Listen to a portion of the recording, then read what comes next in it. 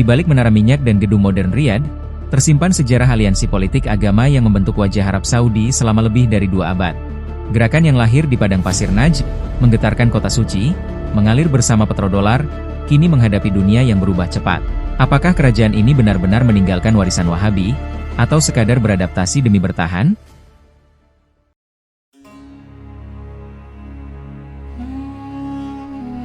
Dari tanah gersang Najd, satu seruan lahir. Sebuah gagasan yang kelak mengubah arah semenanjung Arab dan mengguncang dunia Islam. Bagaimana mungkin gerakan lokal kecil mempengaruhi politik global? Mengapa ia dipuja sebagian, dicurigai sebagian lain? Dan mengapa Arab Saudi, rumah kelahirannya, kini justru perlahan menjauh? Mari menelusuri jejak sejarah Wahabi.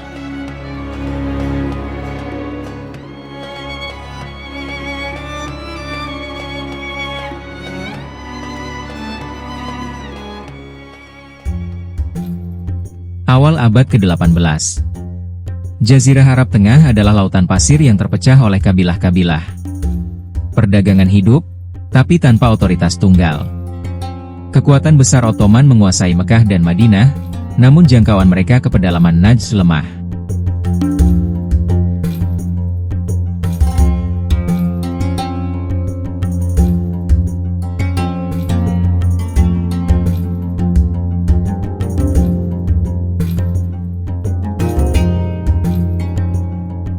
Di wilayah Tandus Najd, agama dipraktikkan dengan beragam tradisi. Di banyak desa, ziarah kubur, tabarruk, dan praktik lokal bercampur dengan syariat. Bagi sebagian ulama, kebiasaan itu dianggap jauh dari kemurnian ajaran Islam.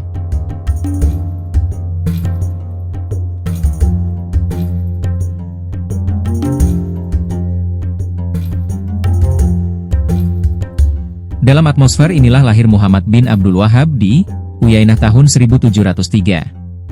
Dididik di Madinah dan Basrah, ia menilai banyak praktik keagamaan di Najd sebagai penyimpangan dari tauhid murni.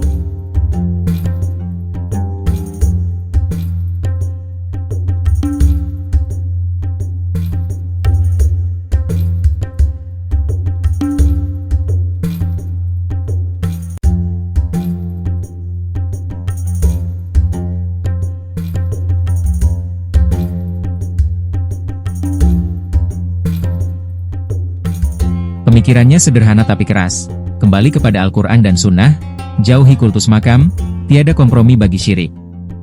Gagasan ini menantang tradisi lama, memicu pro kontra di antara ulama setempat. Perlawanan dari penguasa lokal membuatnya terus berpindah. Di tahun 1744, ia tiba di Diriyah, markas keluarga Saud yang dipimpin Muhammad bin Saud. Pertemuan dua tokoh ini menjadi titik balik. Dakwah dan kekuasaan bertemu.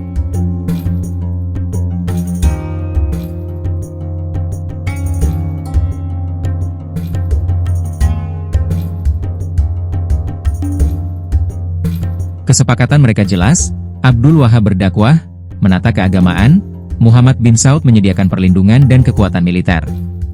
Sebuah aliansi yang akan mengubah peta politik Najd.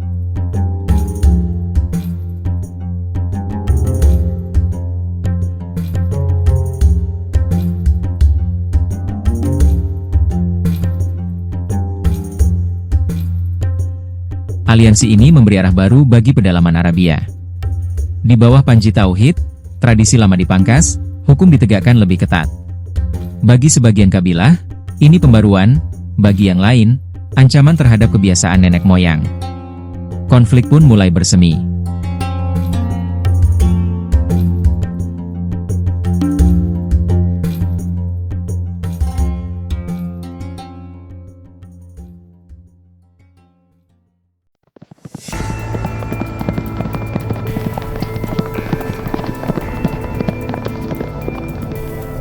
Aliansi Diriyah segera bergerak. Bagi Muhammad bin Saud, persatuan keagamaan menjadi dasar legitimasi kekuasaan. Bagi Abdul Wahhab, perlindungan militer membuka jalan penyebaran dakwah.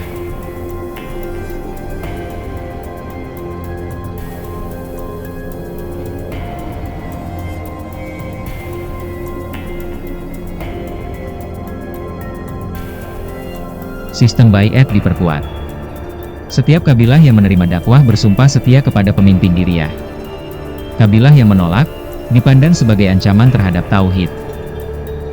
Kadang dengan kekerasan dipaksa tunduk.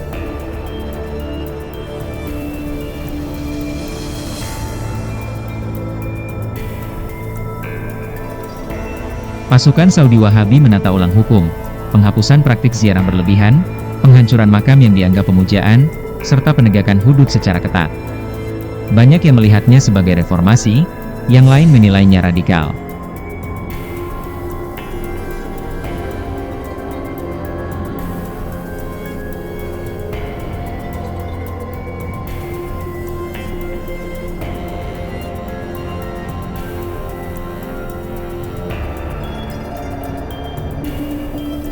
Diriyah perlahan menjelma pusat kekuatan. Karavan dagang melintasi Najd kini membawa kabar, sebuah pemerintahan baru sedang bangkit dengan slogan, Tauhid Murni. Tekanan bagi kabilah di sekitarnya kian terasa.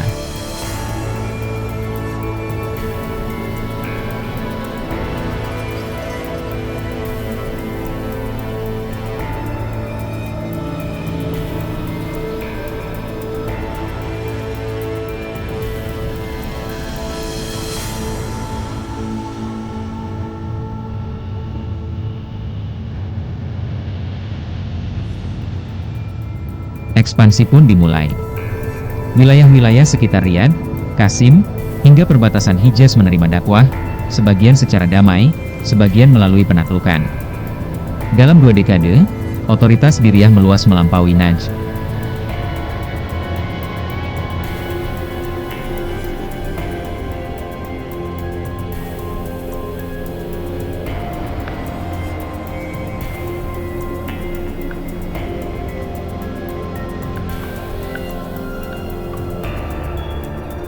Keberhasilan ini bukan semata spiritual.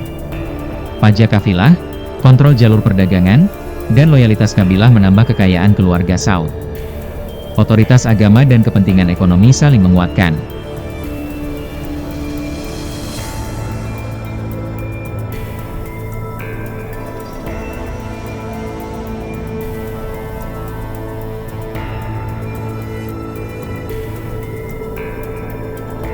Namun keberhasilan menimbulkan resistensi. Beberapa ulama menuduh gerakan ini terlalu keras, sementara kekuatan lokal yang kehilangan pengaruh mulai mencari dukungan Ottoman untuk menyeimbangkan kekuasaan Diriyah.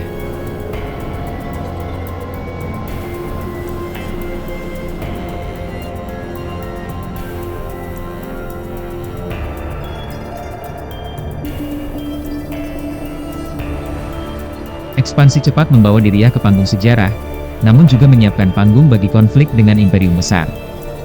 Benih konfrontasi yang lebih luas mulai tertanam.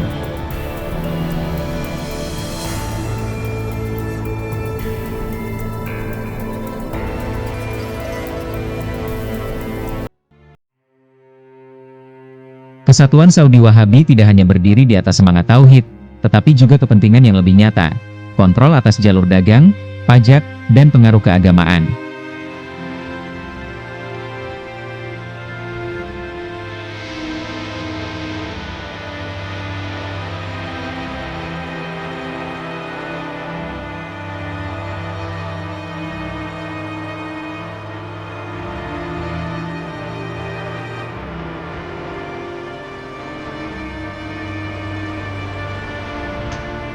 Penguasaan kabilah berarti penguasaan jalur air, oasis, dan pasar musiman. Keamanan dagang dijadikan dalih legitimasi, namun manfaat ekonominya jelas, kas Diriyah mengalir, menguatkan militer dan pemerintahan.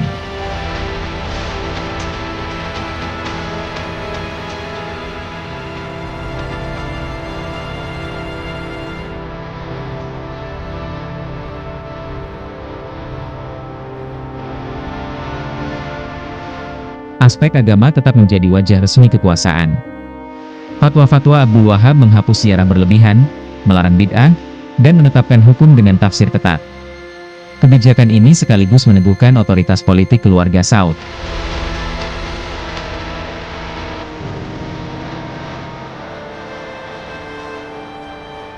Bagi kabilah yang tunduk, stabilitas berarti perdagangan aman, pajak lebih ringan, dan perlindungan militer. Bagi yang menolak, cap menyimpang bisa berarti pengucilan bahkan serangan bersenjata.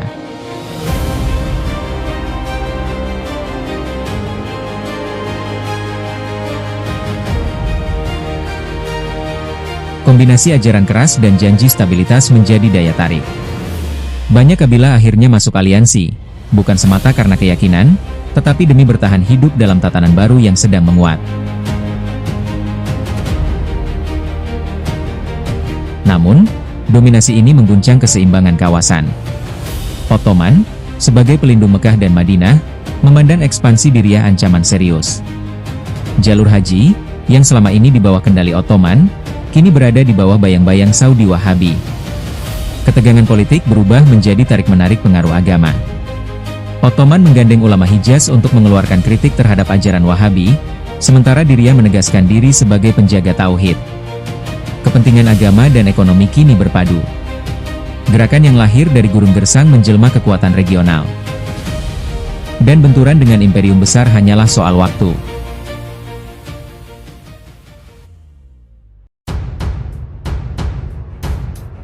Dua abad setelah aliansi Diriyah, Arab Saudi berubah menjadi negara modern yang bertumpu pada minyak.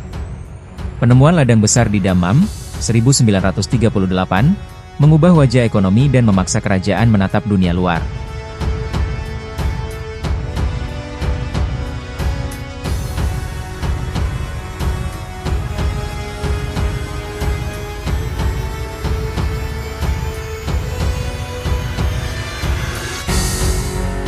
Kekayaan minyak membawa investasi, teknologi, dan arus tenaga kerja asing. Bersamaan itu, arus globalisasi perlahan mengguncang cangkang puritanisme lama.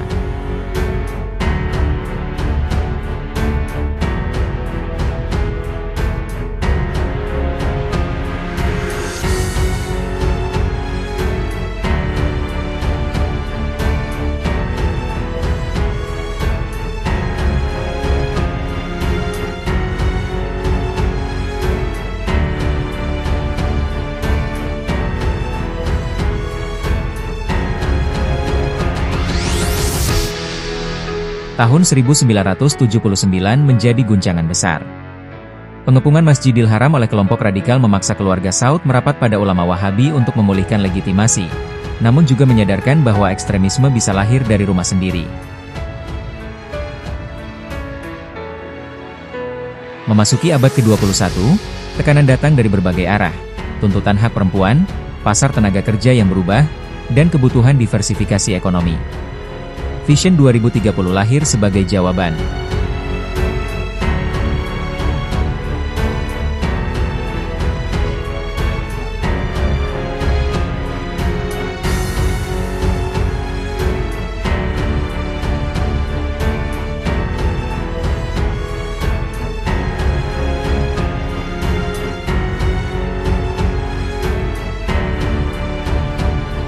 Di balik Vision 2030, putra mahkota Mohammed bin Salman, MBS, mengusung narasi baru, moderasi, keterbukaan, dan pengurangan peran polisi agama. Langkah-langkah ini mengejutkan mereka yang terbiasa dengan ketatnya norma lama.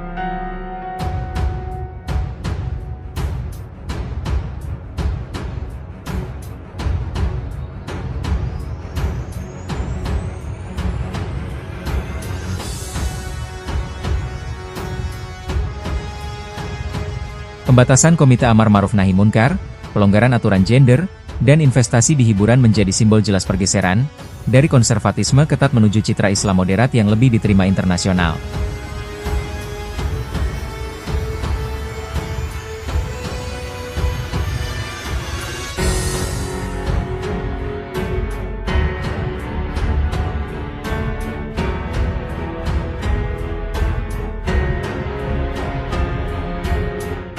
Pergeseran ini bukan semata tuntutan sosial. Ekonomi pasca minyak menuntut keterbukaan. Pariwisata, teknologi, dan investasi global tak akan datang jika hukum publik terlalu mengikat.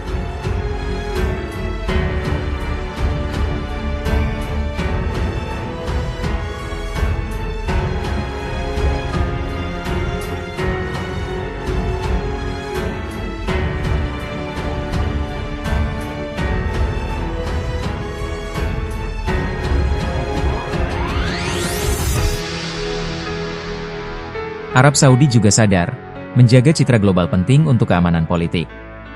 Mengurangi ketergantungan pada tafsir Wahabi ketat membantu meredam kritik internasional soal hak asasi manusia dan kebebasan beragama. Meski begitu, jejak Wahabi tidak hilang. Kurikulum, lembaga keagamaan, dan budaya lokal tetap menyimpan warisan berabad-abad. Pergeseran ini lebih tepat disebut rekalibrasi, bukan pemutusan total.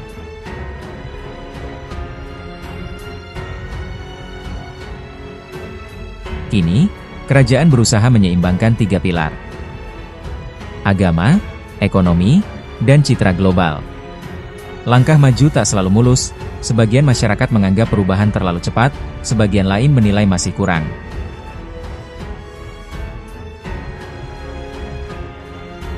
Arab Saudi berdiri di persimpangan sejarah. Dari puritanisme gurun menuju modernitas, pergulatan ideologi masih berlanjut. Pertanyaan besarnya, apakah transformasi ini abadi, atau sekadar strategi bertahan?